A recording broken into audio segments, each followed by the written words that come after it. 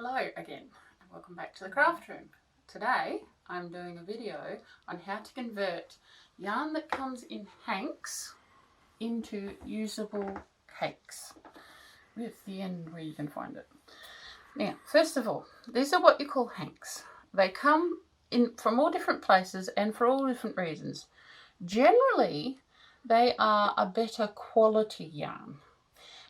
They're things like indie dyers, people who dye the yarn themselves with various dyes. They're pure wools that you can felt with. They're artisans, they're specialty yarns. For whatever reason, they come like this. It's also very good for packaging and posting because they squish right down.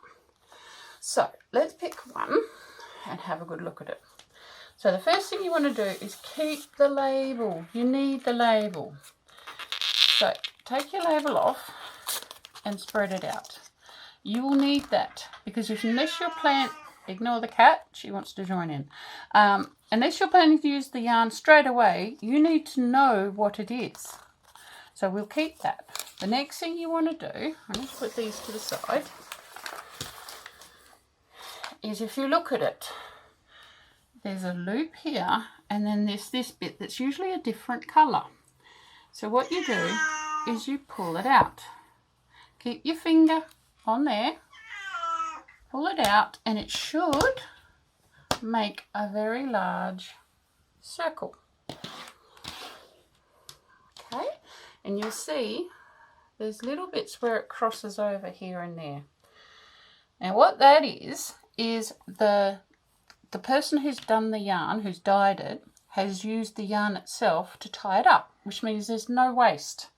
So if you're careful, you should be able to undo these and have both your ends. So if I can get it undone. Oh, here we go. It's generally a better quality yarn, so it comes undone. So there's one end. And there's your other end. Now this is woven through and through and through. And there's your other end. Okay? These other ones, these will just be short lengths that they've got both ends there. But these go in different directions. I'm going to stop the video now. And other things you will need are, first of all, you will need a yarn winder. Oh, sorry. There's all different types, brands, made of different materials. It really doesn't matter.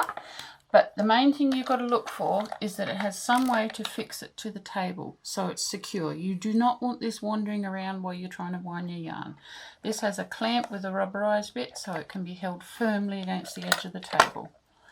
I do find the ones that are upright are better than the ones that are horizontal, but that is personal choice. Other thing you will need is a swift. Now I don't wind hanks often, but if you do, you may want to look towards a more expensive one with more abilities.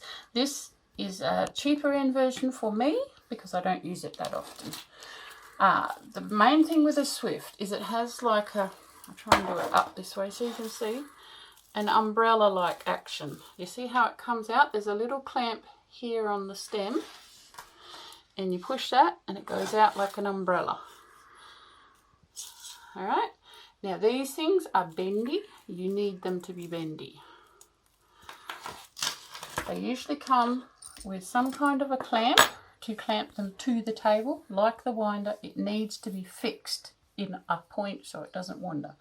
The other thing you'll need, I generally save the wrappers off big balls of yarn so that I can wrap around the outside of my cake with the label stuck to the wrong side so we know what we've put into the cake. Alright, next step is to put it on the swift. Alright, we're set up now. We've got the swift partially open on the table. We've got the clamp for the swift here and we've got the winder here. Both are securely on. They're about a shoulder width apart.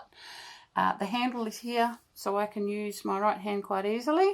This is your yarn guide. This does lock in a few positions. I'm having it this way so you can see it better. And now we will put the yarn on the swift. Now if you remember before, we have our two ends here. We want to keep them free and clear. So we pick up the opposite end. So they're hanging down out the way. And then we take the partially open swift and put it through without catching any of the bits. So it sits in the middle of the swift. This one is, some of your skeins might be, hanks, might be twisted up. You just need to try and get it as parallel as you can. And then we want to expand the swift so that it pulls fairly taut. Alright, so there is, it's not tight, it's still got a bit of looseness, but there is our ends here, 1 and 2, and I'm going to put it on the clamp because we can always adjust it once it's in the clamp. Tighten that up. Now we still have our short pieces of string on here. We need to get them off first. Keeping them on until now stops them from a whole lot coming undone and making a huge mess. These ones we can cut. I was wrong before. They are made from the same yarn. I'd say this dyer has tied these beforehand. Some dyers tie them afterwards, some time before.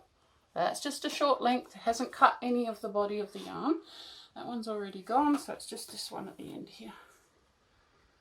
Find the strings, find the knot, there it is, and you can pull it straight out. Put it down so I don't deafen them.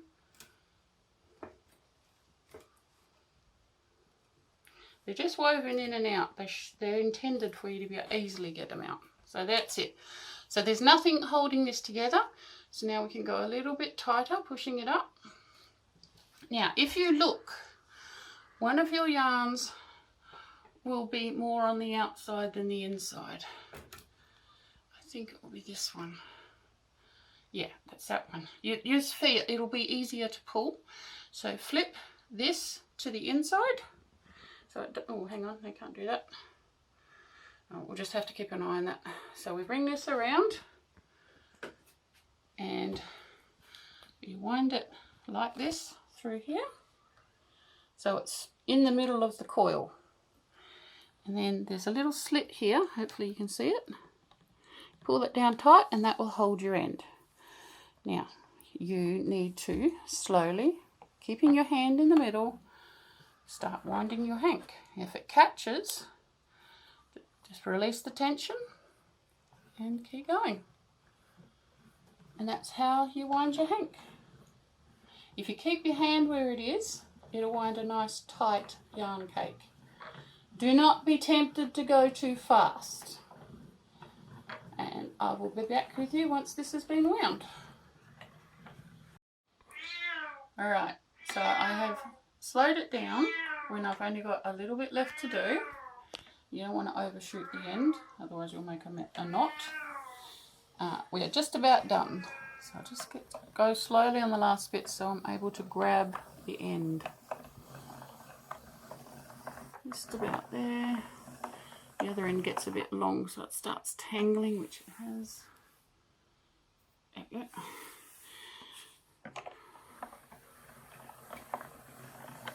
Alrighty, so that's the last bit. So we keep a hold of the end, grab it, and go like that. Now, this bit we did at the beginning, grab a hold of that and go straight up. Because that bit there is the beginning. And then we get our handy bit of paper.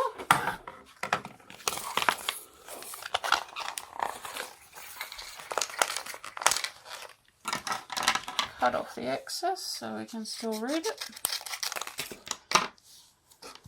Just tape on it.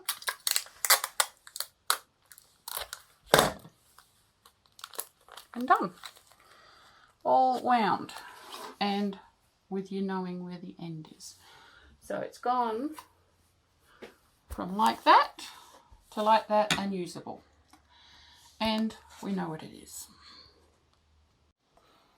Right, so we are all done.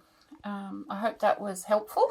So we've, gone from that, which looks lovely but it's not usable, to this, which you can now make your creations with.